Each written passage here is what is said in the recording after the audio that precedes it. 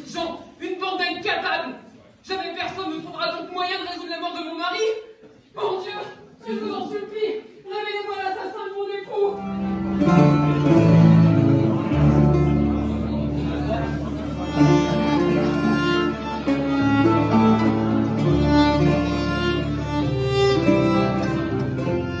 C'est-à-dire que le conseil départemental a mis l'accent depuis plusieurs années, donc depuis une dizaine d'années, mais de façon encore plus intensive depuis 5 ans, pour produire une politique d'attractivité des jeunes médecins, pour repeupler les départs et préparer les départs des personnes à la retraite sur le plan médical.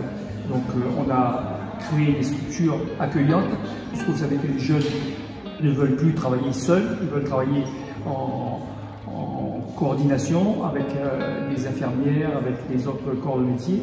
Et bien sûr, ils ne veulent pas travailler tout seuls comme médecins, il en faut 2, 3 ou 4.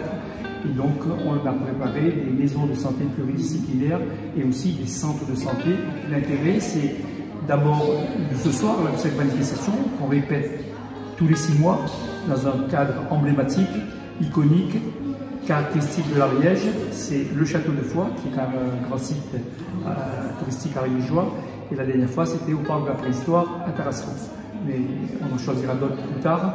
Et c'est pour leur faire connaître, toucher du doigt déjà les atouts en termes de patrimoine et surtout leur dire qu'ils auront des conditions de travail optimales qu'on a créées, nous les politiques, à travers le conseil départemental et le comité de communes et les communes. Il a vocation bien évidemment à présenter le territoire, à présenter l'ensemble des institutions qui soutiendront ces futurs jeunes médecins dans leur exercice.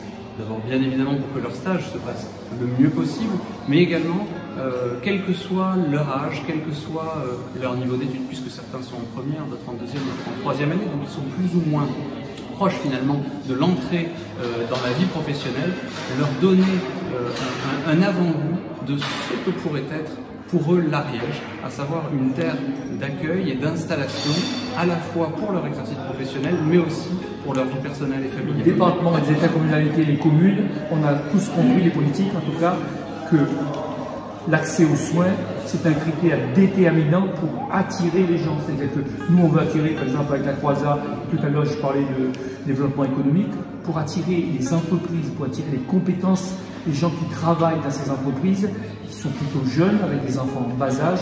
Il faut absolument qu'ils aient accès aux soins. C'est très très important. L'accès au logement, c'est le premier critère. Et le deuxième, c'est le soin. Et le soin, il est déjà différent des services publics. On les met à part. C'est-à-dire que s'il n'y a pas d'accès au logement et d'accès aux soins, les gens ne viendront pas. Donc c'est pour ça que la Croisa, qui est un outil de travail de développement économique, a mis l'accent, la priorité pour attirer les jeunes médecins chez nous. Voilà, donc ça c'est très important parce que les gens ne viendront chez nous uniquement sur ce critère d'accès 1 au logement, 2 aux soins, 3 au numérique. Donc on fait tout ce qu'il faut. Les communautés de communes payent les structures, c'est-à-dire la construction et pour pouvoir héberger ces maisons de santé pluridisciplinaires ou ces centres de santé. Et après, bien sûr, notre bataille principale, c'est de créer un projet médical avec le médecin au milieu, parce que si on n'a pas de médecin, ça ne sert à rien de faire les maisons médicales de santé. Le pivot, c'est d'avoir une équipe médicale, et une équipe, quand je dis médicale, c'est médical au sens large. D'abord des médecins, mais aussi des infirmières, des kinésithérapeutes, des médecins spécialistes qui viendront un jour ou 2 par semaine, des podologues, des dentistes, voilà. Donc il faut créer des centres, sinon les jeunes médecins, ils ne viendront pas pour faire l'exercice comme on faisait auparavant, les exercices isolés en pleine montagne. Ça, on n'a aucune chance d'attirer quelqu'un sur ce plan-là. Moi, ce que je rajouterais, c'est que bien que ce ne soit pas de notre compétence, parce que ce n'est pas la compétence du département, nous nous engageons complètement, au fond, financièrement, nous aidons aussi, et nous sommes à leur côté, c'est pour ça que nous décidons de les attirer. Les 6 médecins qui ont été mentionnés au cours des discours correspondent aux médecins que l'on a pu rencontrer au cours du dernier semestre. Il faut bien comprendre que cette politique d'attractivité qui se matérialise notamment par cet événement qu'évoquait M. Pichon, tous les 6 mois d'accueil des internes, elle se matérialise aussi tous les 6 mois en fin de stage par une rencontre avec l'ensemble des partenaires. Alors bien évidemment l'ARS, la caisse primaire d'assurance maladie, l'ordre des médecins, des collectifs de jeunes médecins également, la CPTS et l'agence Ariège Attractivité, au travers desquels les collectivités territoriales, communautés d'agglomération, communautés de communes et conseils départemental financent cette politique dans un service, une mission d'intérêt général. Donc tous ces partenaires se rassemblent pour rencontrer l'ensemble des internes qui, en bout de stage, commencent à avoir l'envie de s'installer sur le territoire.